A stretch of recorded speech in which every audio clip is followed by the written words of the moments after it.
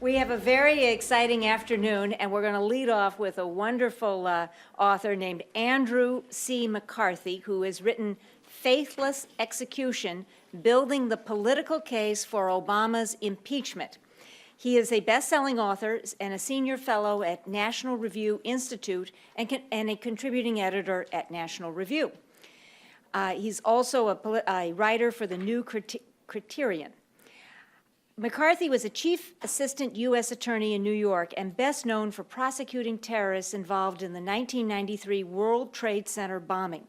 He served as supervisor to U.S. Attorney's Command post near Ground Zero after the 9/11 attacks.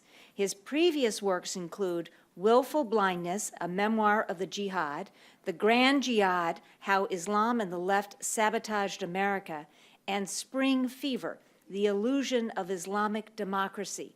Please welcome Andrew McCarthy.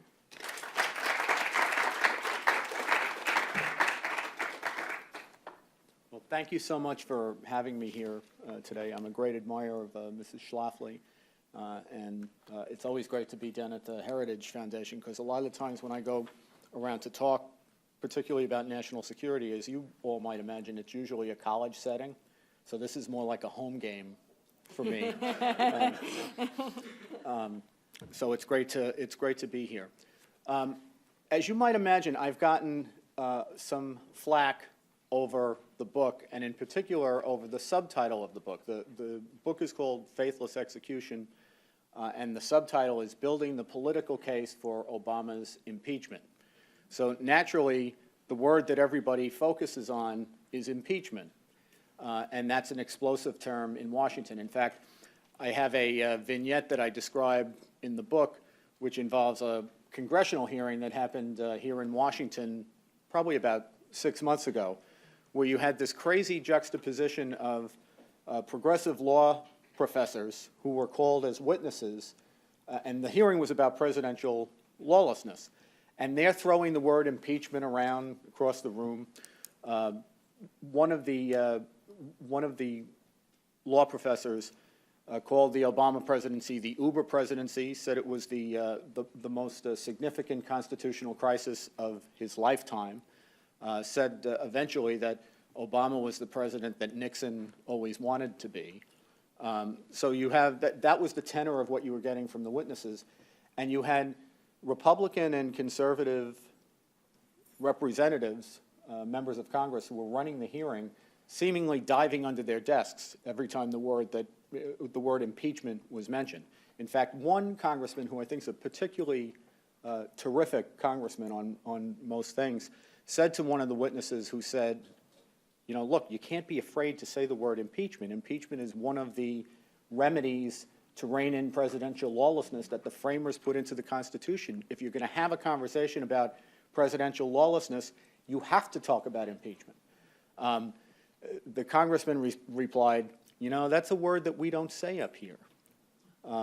That's a thought that we don't even want to have up here. So I think it's actually some progress that we've had in the last 6 months, where we've gone from the word was an unmentionable to now that it's actually out in almost polite conversation. I wouldn't say that we've yet gotten to the point where anybody is seriously considering impeaching the president, but I do think impeachment is again entering the space where it ought to have been all along, which is as a real remedy that the framers quite intentionally put into the Constitution in anticipation of the problem that they were most deeply worried about, and that is the power of a runaway presidency, the problem or the potential danger of a lawless presidency.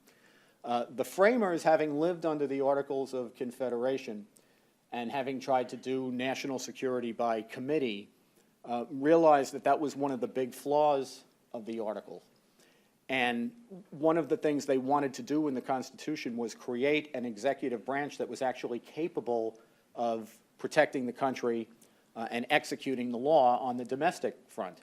But they also recognized that any presidency that was that powerful, so powerful that it could summon up all the awesome power that the government can muster in order to defeat threats to the United States, and remember, at the time of the founding, unlike today, they didn't assume the United States was forever. They very much recognized that they could be conquered, that this was a brand new country and it was anything but clear how things would go. So they understood that to create that kind of a powerful office, you also had to create a great potential danger, which is if those powers fell into the wrong hands, into hands that were either corrupt or incompetent, that could have the effect of destroying the republic. And as a result, they decided that it was indispensable, in Madison's words, to have an impeachment remedy in the Constitution, something that would give Congress a real meaningful check on the possibility that the executive branch would fall into the wrong hands. It wasn't the only check. In fact, there are three in the Constitution. The first, of course, is the ballot box. And there were some of the framers who thought that the fact that you could have elections, coupled with the fact that because the president runs an executive branch, any misdeeds that really get committed, subordinates have to be involved in that. So if you took the possibility that you could always prosecute the subordinates, coupled with the possibility that the voters could vote the president out if he did anything as egregious enough to warrant it, they thought that maybe an impeachment remedy wasn't necessary. That turned out to be a minority position among the framers because as people like Madison pushed back and said, a president who was apt to be corrupt would be most apt to be corrupt in getting himself reelected, so that it wouldn't be sufficient just to rely on the ballot box. So there's two other remedies. One is impeachment, which I'll get to a little bit more in a second. And the second one is the power of the purse. And that was the power really that the framers thought Congress would most often rely on to check presidential lawlessness. The idea that you put Congress in charge of not only all expenditures of the public money, but obviously all expenditures of the executive branch. So that if the president exceeded his authority, the Congress could either cut off the money that he was using to the agencies that exceeded his authority, or if more was needed to punish the president in the sense of bringing him back into line, you could slash the budget much more dramatically. But the idea would be the president had to look to the Congress, to the means to carry out his agenda, and if he overstepped his bounds, the Congress would be able to crack down on that by its power of the purse. And then finally, impeachment would be the ultimate remedy, the ultimate ability to remove somebody who was ill-suited for the position. And when they were discussing this and debating it, the two things that they were concerned about were, number one, that there would be a very clear legal standard for what was required to impeach, and secondly, that it would be hard to do. Because they didn't want impeachment to be done frivolously. They didn't want it to be an exercise in partisan or ideological hackery. They wanted to make sure that if a president was to be removed, there would be a consensus of the American people who would want the president out of power. So in order to take on those two missions, clear legal standard, make it hard to do, they did two things. First, as far as the standard is concerned, they adopted a British term of art of the time, high crimes and misdemeanors. Now, high crimes and misdemeanors, when people hear crimes and misdemeanors, they think of the sort of conventional offenses of a penal code like I used to deal with when I was a federal prosecutor. But the term really has very little to do with that.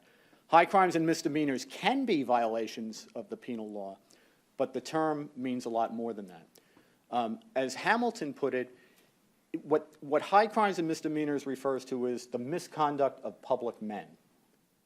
And the idea that they meant to convey was grave breaches of the public trust that is reposed in high officials, particularly high executive branch officials, and none higher than the president.